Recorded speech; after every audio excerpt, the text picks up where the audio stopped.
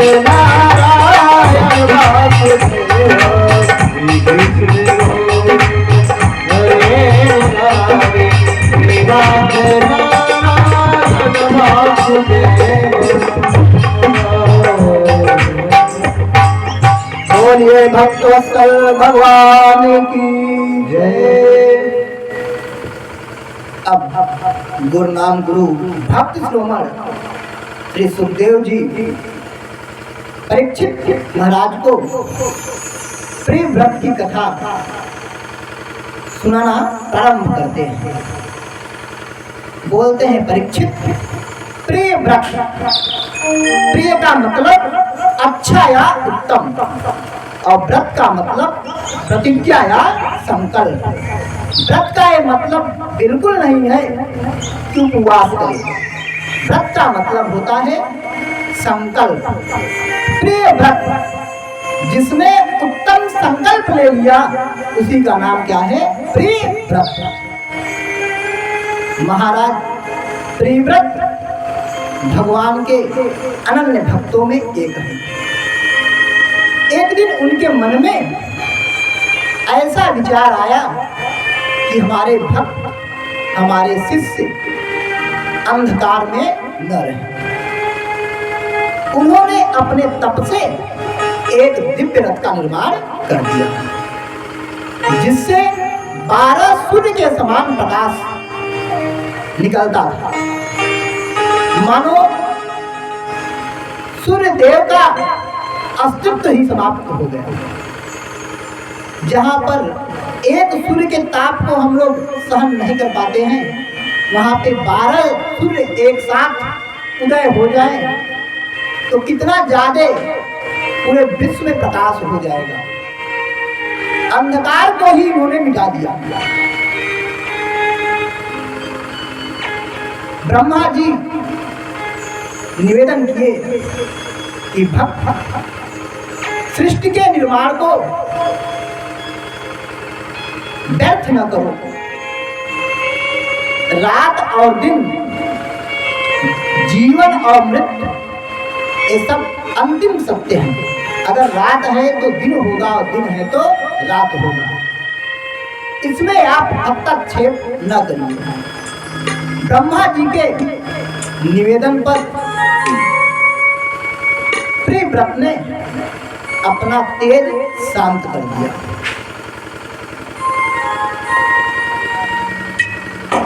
प्रियव्रत के ही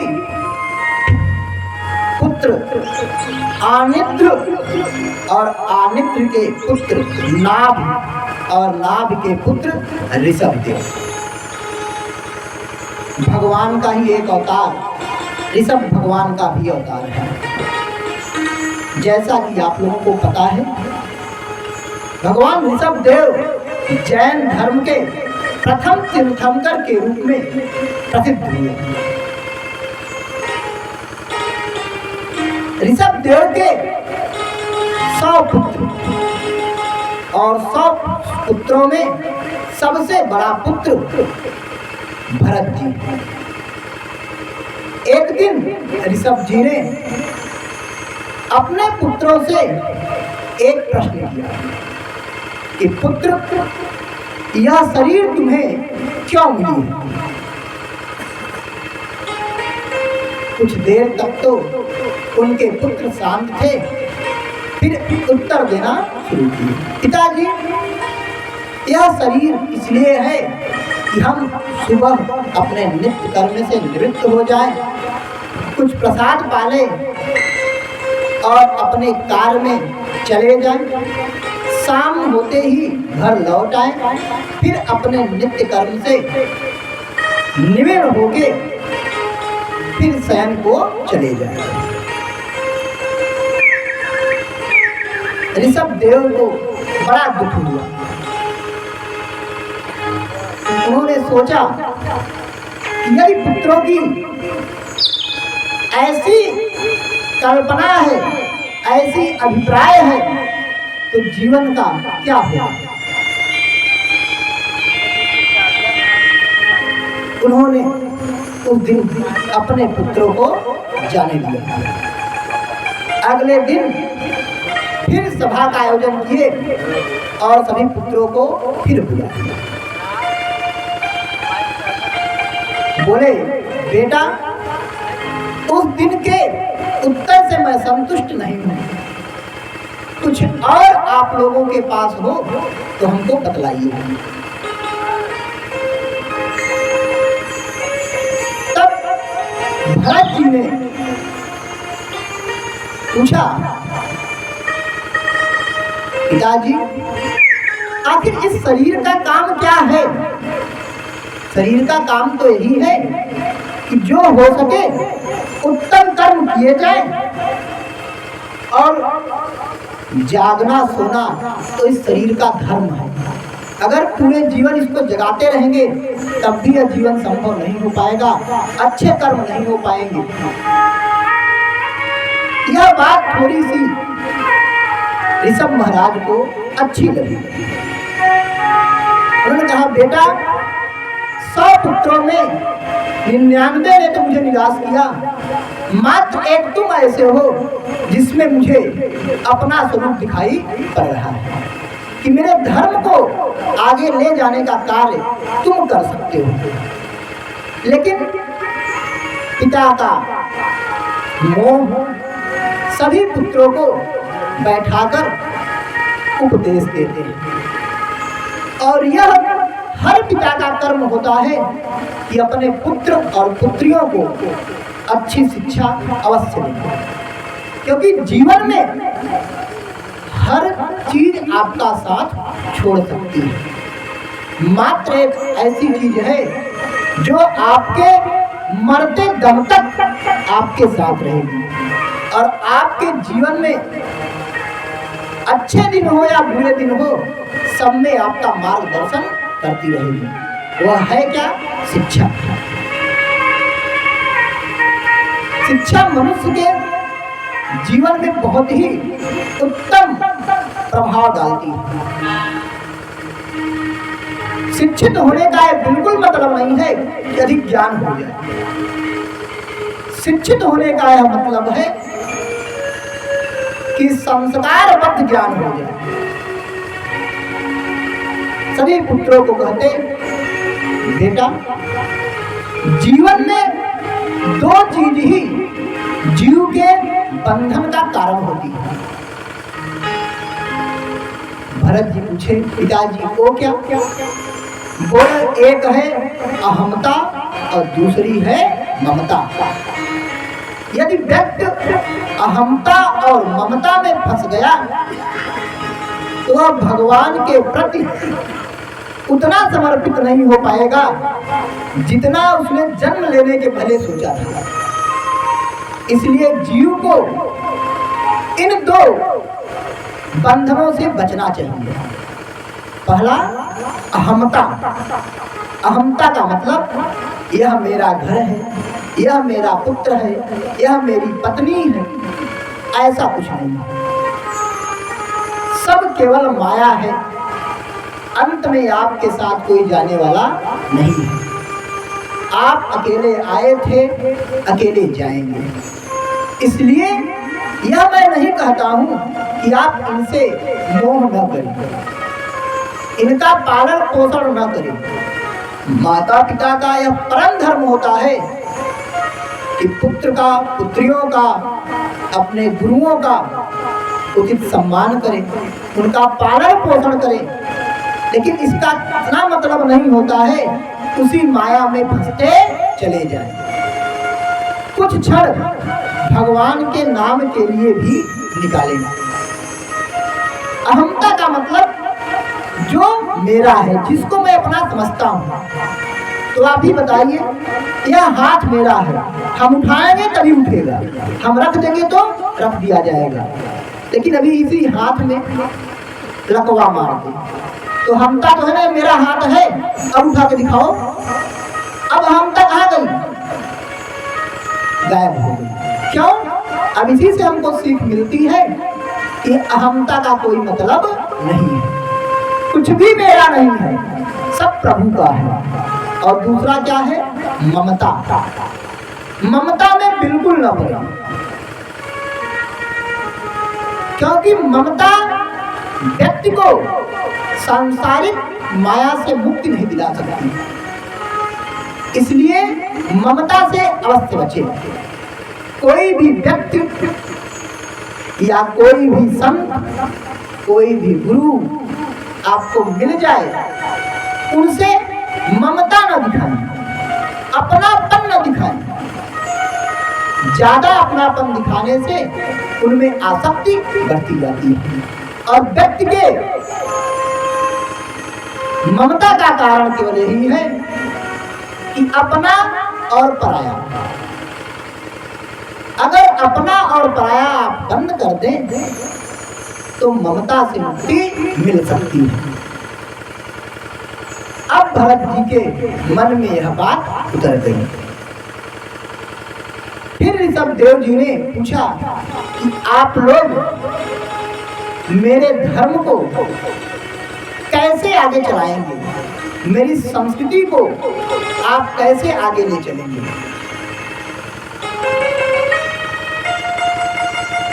सब पुत्रों ने तो दूसरा धर्म अपना लिया, लेकिन अकेले भरत जी महाराज ऋषभदेव का धर्म अपनाया। क्योंकि मनुस्मृति में एक श्लोक आता है, यम केदारम, यम केदारम, खेत उसी का है जो उसे जोतता है। मतलब पिता के संपत्ति का उत्तराधिकारी वही होगा जो उनके कर्मों को और उनकी संस्कृति को आगे बढ़ाए। इसलिए पुत्र को यह चाहिए कि पिता की जो विरासत है उसमें वृद्धि ही करे, उसमें हानि न होने दे। अब भरत जी ने भगवान ऋषभदेव का धर्म अपना लिया। हुआ क्या, एक दिन भरत जी बैठ के अपने मन में चिंतन कर रहे हैं कि पिताजी ने अब बताया था कि जीवन क्यों मिला है, इस शरीर का काम क्या है। चाह गई चिंता नसी मनवा बेपरवाह, जिसको कुछ ना चाहिए सो ही सहंसा। इस धराधाम पर सहंसा वही है जिसको किसी भी अर्थ की कामना न हो। तो मैं इस चक्कर में क्यों फंसूं? वन उम्र भी तो स्टार्ट हो गया है। अब 50 के बाद 51, 52 ये सब वन उम्र है, और पहले वन उम्र होते ही लोग अपने घर को छोड़ देते थे, लेकिन कलयुग में ऐसा संभव नहीं है और करना भी नहीं चाहिए। तो ऋषभदेव भरत जी के मन में वैराग्य आ गया। अपने पुत्र सुमति को राजगद्दी पे बिठाकर और वन को चल पड़े। वन में जाके भगवान का ध्यान करने लगे। फिर एक दिन वहां से उठे और जाके दामोदर कुंड नेपाल में अपनी समाधि स्थली बना ली। दामोदर कुंड नेपाल में जहां से गंडकी नदी का प्रादुर्भाव होता है। ऐसा यह माना जाता है कि यदि गंडकी नदी में कोई व्यक्ति 1 महीने तक स्नान कर ले तो उसके ऊपर गोमती चक्र बन जाता है। यदि गंडकी नदी में कोई व्यक्ति 1 महीने स्नान कर ले, उसके पीठ पर एक गोमती चक्र बन जाता है। एक गोमती चक्र है क्या? पंडित जी शालिग्राम के साथ एक बटन जैसा भगवान भी ले आते हैं, और वही है गोमती चक्र। और दूसरी बात, इस गंडकी नदी से ही भगवान शालिग्राम का प्रादुर्भाव होता है। इस पूरे धराधाम पर जितने जीव जन्म लेते हैं उतने गंडकी नदी में शालिग्राम की वृद्धि होती है। और शालिग्राम मूर्ति निकालने का एक अनोखा तरीका भी है। हम लोग अपने यहाँ बहुत सारे देवी देवताओं की पूजा करते हैं। मंदिरों में भोलेनाथ, भगवान नारायण, माँ दुर्गा की प्राण प्रतिष्ठा करते हैं, उनका पूजन और वंदन करते हैं। लेकिन गंडकी नदी में यदि आप तुलसी का एक हरा पौधा उखाड़कर और उसमें डाल दीजिए तो 7-8 फीट नीचे घूमता हुआ जाएगा, और जैसे आप उसको उठाएंगे उसमें एक शालिग्राम मूर्ति चिपक के आपके साथ निकल आएगी। बोलिए शालिग्राम भगवान की जय। और शालिग्राम भगवान और नर्मदेश्वर दो ऐसी प्रतिमाएं हैं जिनमें आपको प्राण प्रतिष्ठा करने की जरूरत नहीं है। इनको ले आइए, घर में भाव से इनका पूजन आप कर सकते हैं। अब भरत जी ने दामोदर कुंड में बैठ के अपना ध्यान एकत्रित करके उस परमेश्वर के ध्यान में मग्न हो गए। एक दिन हुआ क्या, भरत जी नदी में स्नान कर रहे थे। उस नदी के किनारे एक हिरणी पानी पीने के लिए आई थी। वह हिरणी गर्भवती थी। पीछे से सिंह की दहाड़ हुई, वह डर बस उस नदी में छलांग लगा बैठी। कुछ दूर जाने के बाद बीच सरोवर में ही उसका प्रसव पीड़ा सहन न हो पाया, उसने बीच नदी में ही एक बच्चे को जन्म दे दिया। अब भगवान भरत इस दृश्य को देख रहे थे। अपनी माला को तुरंत उठा के अपने गले में डाले और मन में सोचने लगे, आखिर इस अबोध जीव का क्या दुष्कर्म है कि यह मर जाए।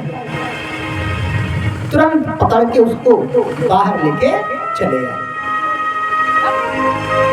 लेके आए, यहाँ तक तो ठीक था, लेकिन उसको अपने साथ, क्योंकि अभी तत्काल में पैदा हुआ है, इसलिए उसको अकेला छोड़ना उचित नहीं है। धर्म यह कहता है किसी जीव पे अगर आपत्ति आ जाती है तो उसकी रक्षा करना हमारा परम धर्म होता है। अब भरत जी उसको ले आए अपने आश्रम, 2, 4, 6 दिन तक उसको रखे। लेकिन 2, 4, 6 दिन बाद उनको उसको हिरण के झुंड में छोड़ देना चाहिए था। लेकिन अब हो क्या रहा है, देखो माया का प्रभाव। धीरे धीरे भरत जी का मन उस हिरण में रमने लगा। जब करते आधे घंटे जब होता, फिर उसके दिमाग में घूमने लगता, मेरा वो हिरण खाया कि नहीं, कहाँ घूम रहा है, कोई हिंसक जानवर उसके ऊपर आक्रमण तो नहीं किया। हर आधे घंटे में अपनी माला को रख के उसके रक्षण के लिए प्रादुर्भाव उनका मरने लगा, वात्सल्य बढ़ने लगा। धीरे धीरे हुआ क्या, वह हिरण भी जब महाराज जी जब करने बैठते तो उनकी देह को चाटने लगता, उसको भी महाराज जी से प्रेम होने लगा। सुखदेव जी कह रहे हैं, परीक्षित इस कथा को बड़ी ध्यान से सुनो। यह केवल भरत जी का प्रसंग नहीं है, यह हम सबका प्रसंग है। अभी आपको हमने बताया अहमता और ममता। अब धीरे धीरे भरत जी उस हिरण के ममता में पड़ने लगे। हुआ है कि जब अंत समय आया तो होता क्या है, जामति साधति। मति को जिससे आप जोड़ रखोगे आपको गति भी वैसी प्राप्त हो जाएगी। हुआ है कि भरत जी ने जैसे अपना देह का त्याग किया, इतने जीवन तक उन्होंने तप किया, भगवान का नाम लिया, लेकिन अंत समय माया से बच नहीं पाए। इस ममता ने उनको ऐसा घेरा कि भगवान का नाम उनके कंठ में न आकर उस हिरण के नाम का ही उच्चारण होता रहा कि मैं मर जाऊंगा तो मेरा ये हिरण कैसे रहेगा। और हुआ है कि जागती सामा, जैसी ही गति उनको मिली, अगला जन्म हिरण के रूप में हो गया। अब विद्या या शिक्षा क्यों जरूरी है?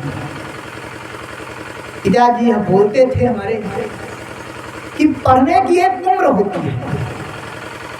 कलयुग की अगर बात करें तो कलयुग को 4 चरणों में हमने विभाजित कर दिया है। क्या क्या? प्रथमे नार्जिता विद्या, द्वितीय नार्जिता धनम, तृतीय नार्जिता पुण्यम, चतुर्थे किम करो।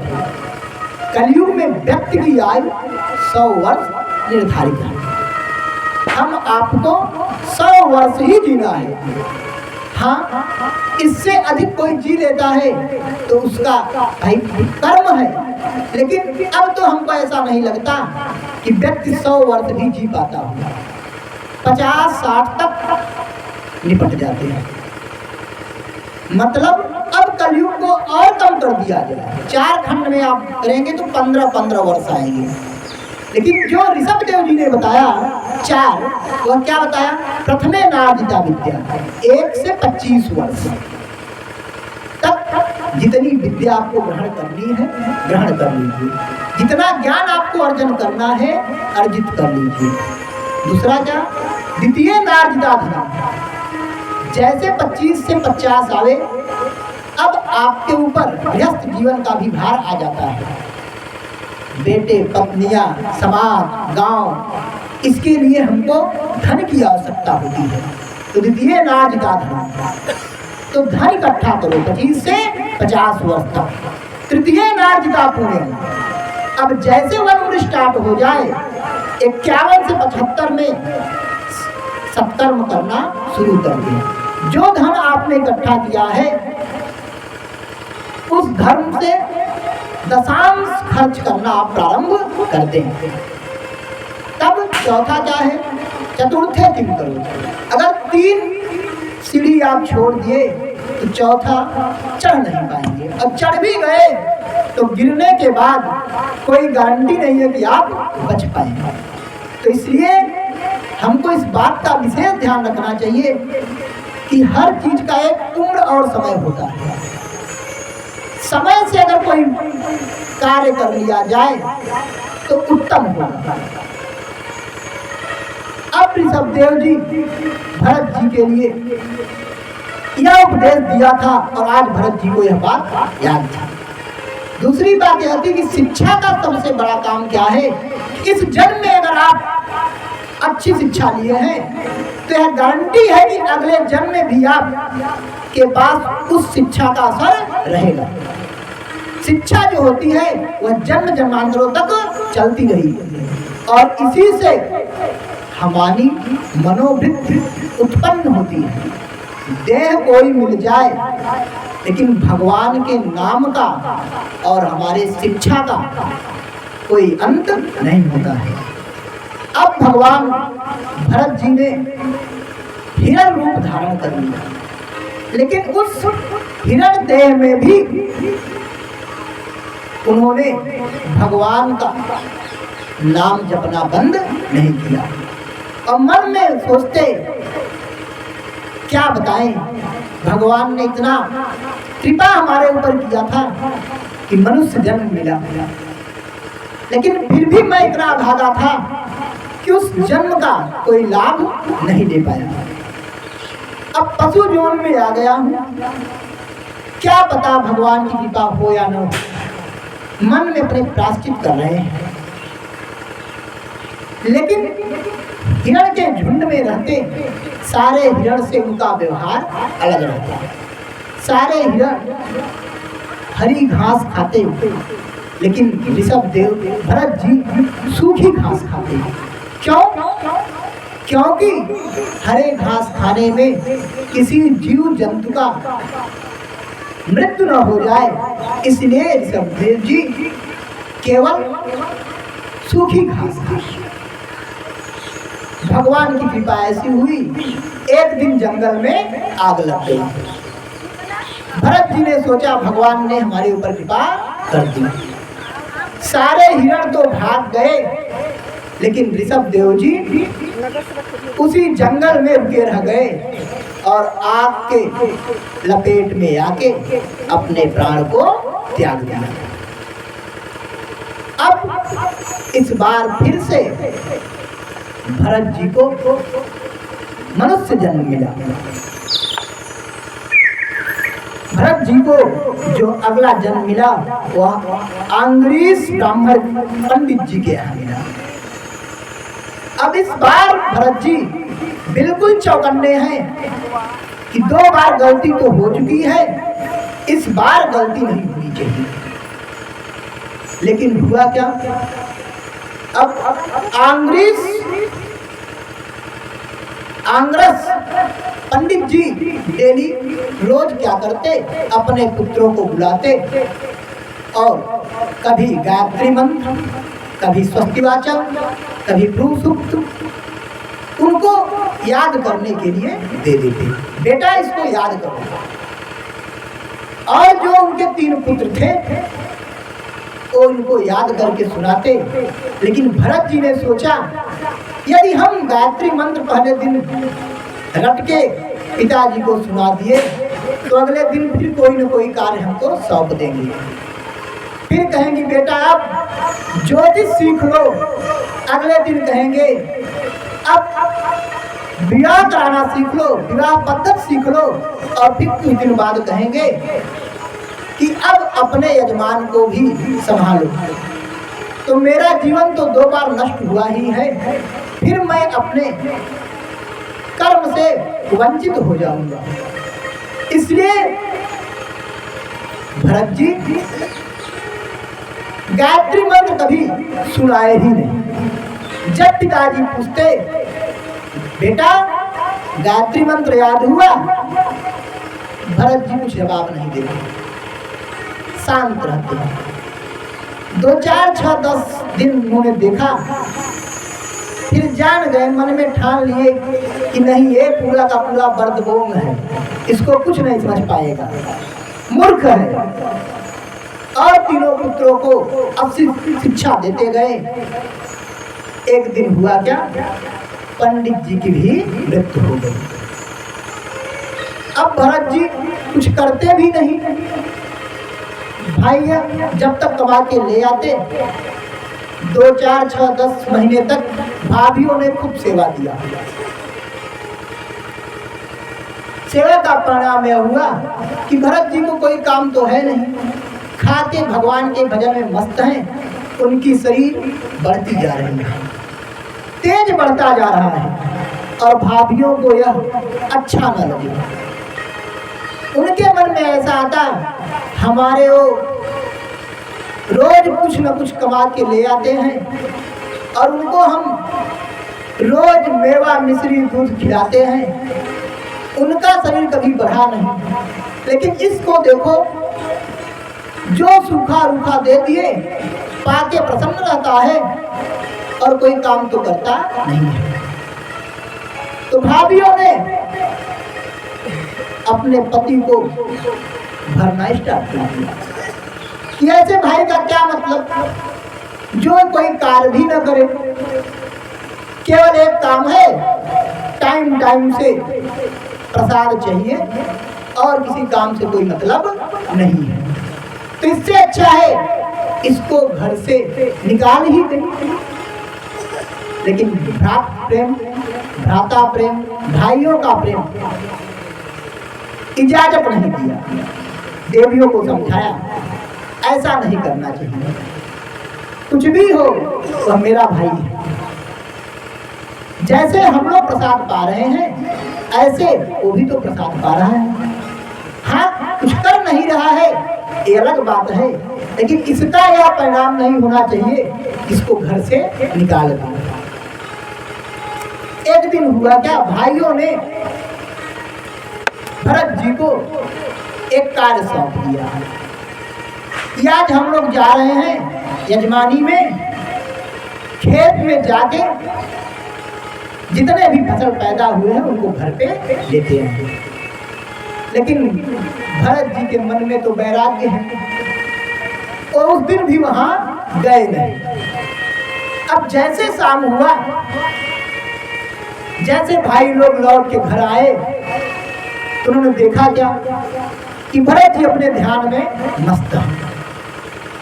जैसे संध्या बंदन करके भरत जी उनके पास आए, भाइयों ने क्रोधित होकर बोला, आखिर आपको हम लोग एक कार्य सौंप के गए थे, आप उस कार्य को भी सही नहीं कर पाए। भरत जी ने फिर कोई उत्तर नहीं दिया। मौन धारण ही उनका सर्वोत्तम यस्त्र है।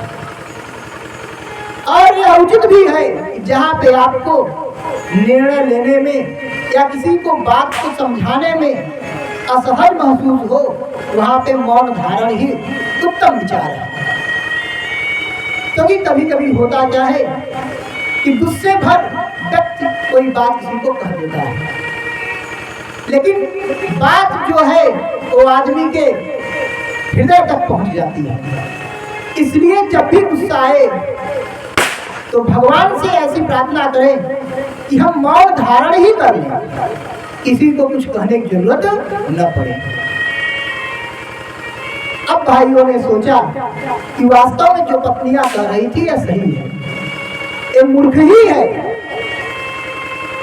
उन लोगों ने उसको, भरत जी को बहुत डांटा और बोले आप घर से चले जाइए। भरत जी मन ही मन प्रसन्न हो रहे हैं, मैं यही चाह ही तो रहा था कि आप लोग इस बंधन से हमको मुक्त कर दें।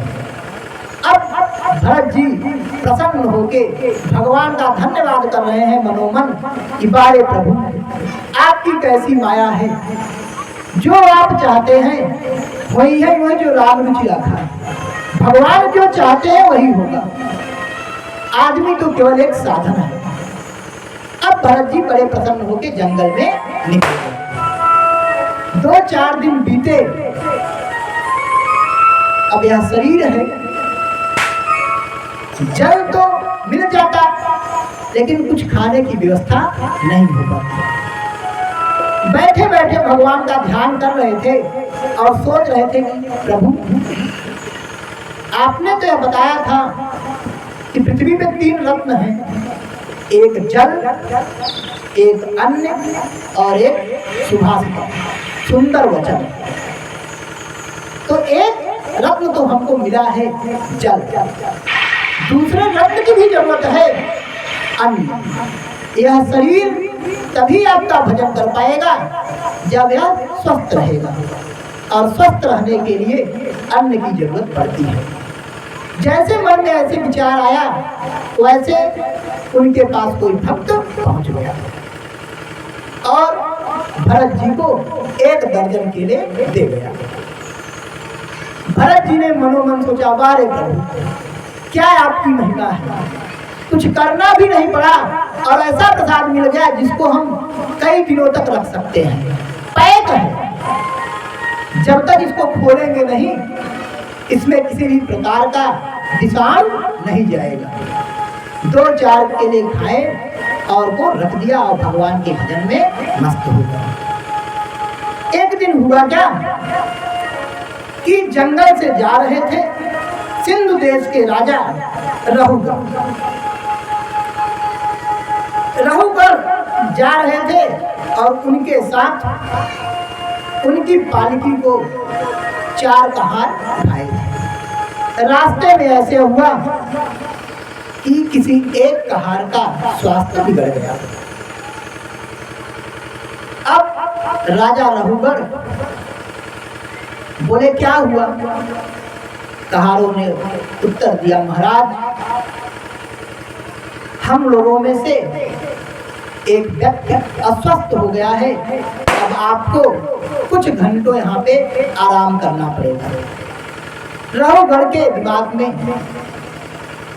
एक बात आई, यह पूरा साम्राज्य तो मेरा ही है, कोई मिल जाए तो इस पालकी को लेके चल दे। शिष्यों को आदेश दिया, जाओ देखो कोई मिल जाए तो पकड़ के लाओ। अब तीनों शिष्य निकल पड़े और जंगल में खोजते खोजते ऋषभदेव से भेंट हुई, भरत जी से भेंट हो गई। भरत जी शरीर से तगड़े मस्त, कहारों ने सोचा चलो बढ़िया मिला है, अब जिस तरफ लगेगा उधर मजबूती आ जाएगी, हम लोगों को भी थोड़ा राहत हो जाएगा। लेकिन जैसे भरत जी वहां पहुंचे तो उनको पता क्या कि किस लिए हमको ले जा रहे हैं, वो तो सारा सब कुछ भगवान के ऊपर छोड़ दिए हैं कि आपकी जैसी इच्छा होगी प्रभु, मैं उसी रास्ते पे चल पड़ूंगा। अब जैसे राजा के पास आए, रहुगढ़ ने कहा इस पालकी को उठाओ क्योंकि मेरा एक आदमी अस्वस्थ हो गया है। भरत जी कुछ बोलते नहीं, कहारों ने एक तरफ उनको लगा दिया। लेकिन भरत जी का स्वभाव ऐसा था, रास्ते में कोई भी जीव पड़ता तो उछल पड़ते, जैसे रास्ते में चींटी दिखाई पड़ती तो उछल पड़ते कि हमारे पैरों से इस जीव की मृत्यु न हो। 2-3 बार उन्होंने छलांग लगाई और जब जब छलांग लगाते राजा रहुगढ़ को बांस की ठोकर लगती। 1-2 बार तो कुछ नहीं बोले, तीसरी बार डांटे, बैल हो, बैलों की तरह चलते हो, समझ नहीं आता तुमको कैसे चलना चाहिए। फिर भी भरत जी मौन ही है, कुछ बोल नहीं रहे हैं। फिर आगे चल के राजा ने फिर डांटा, इतना ज्यादा तुम खा पी के बैल जैसा शरीर लिए हो और एक काम ढंग से नहीं होता है, इस शरीर का कोई मतलब नहीं है। ऋषभ जी को, भरत जी को बहुत डांटे, लेकिन अब महात्मा के मन में ऐसा भाव उमड़ा कि यदि आज मैं शांत रह गया तो राजा रहुगढ़ को भी वैराग्य नहीं हो पाएगा। इसलिए संत का परम धर्म होता है, क्योंकि संत अपने ऊपर राजा को लेके गया था और भगवान कहते हैं पहले कल्याण उसका होता है जो मेरे भक्त का पैर पकड़ता है। तो भक्त राजा को लेके गया है, इसलिए सबसे पहले कल्याण रहुगढ़ का होना चाहिए। इसलिए भरत जी के मन में ऐसा विचार आया कि आज इसको उपदेश देना ही चाहिए। भरत जी ने राजा रहुगढ़ को बहुत सुंदर उपदेश दिया। बोले, राजन आप ठीक कहते हो, इस शरीर का कोई अर्थ नहीं है, लेकिन एक बात बताओ, यदि हमारे शरीर का कोई अर्थ नहीं है तो आपके भी शरीर का कोई अर्थ नहीं होगा। आप और हम में मात्र केवल एक चीज का अंतर है, वो किसका? वो है समय के गति का। आज आप राजा हो और मैं रंक हूं, हो सकता है किसी जन्म में मैं भी राजा हूं। यह समय का चक्र है जिसके कारण आज आप पूरे सिंधु देश के राजा हैं। इसलिए